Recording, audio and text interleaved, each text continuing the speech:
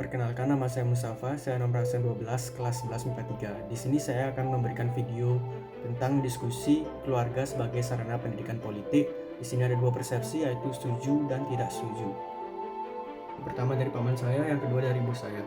Jadi, bagusnya dari segi mana? Biasa dengan politik ini gitu. Politik-politik.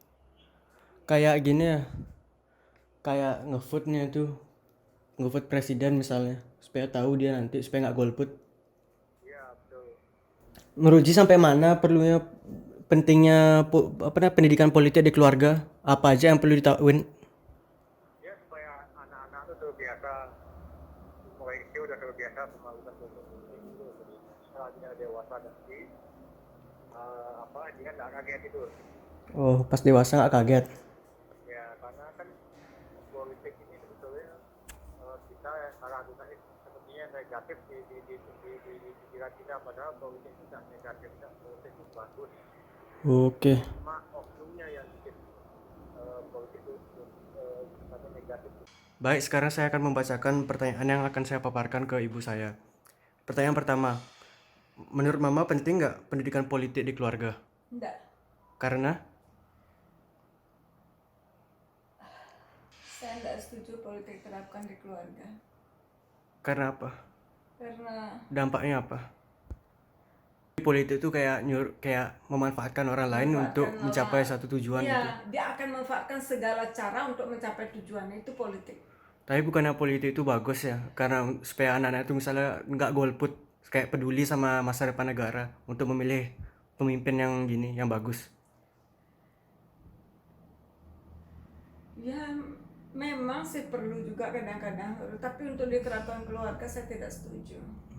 Jadi gimana cara Mama membimbing anak untuk memilih misalnya calon presiden yang bagus?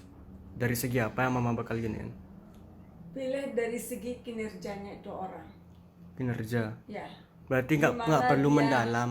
Yang perlu mendalam cuman bilang alasan aja misalnya gitu. Kenapa memilih? Ya, dia kan dilihat dari pencitraannya, dari kinerjanya itu orang, seumpamanya dia gimana dia selama ini kerjanya sebelum dia menjadi presiden, kan pasti dia kerjanya ada sesuatu yang dia buat itu ini berguna enggak untuk rakyatnya. Jadi sebatas itu aja. Sebatas itu aja cukup pendidikannya. Ya.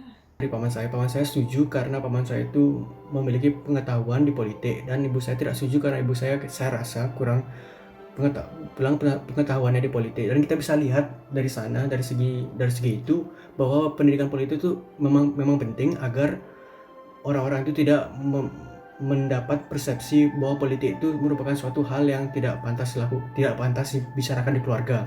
Contohnya, moderasi atau moderation merupakan hal yang penting untuk ada di diskusi keluarga, apalagi tentang politik, apalagi di pendidikan politik dan keluarga sebagai sarananya. Karena politik itu tidak baik jika itu difanatismekan, dan saya tidak setuju dengan hal-hal ini, yaitu misalnya itu terlalu diindoktrinasikan atau dipaksakan ke anak-anak itu, dan atau sampai itu merubah pandangan anak itu tentang politik. Dan yang saya setujukan itu tentang bagaimana pendidikan politik itu penting untuk mengetahui pemimpin yang baik untuk bangsa ke depannya, dan agar mereka tidak melakukan hal golput atau sama sekali tidak peduli dengan politik negaranya. Itu merupakan hal yang sangat buruk dan saya tidak setuju dengan hal tersebut.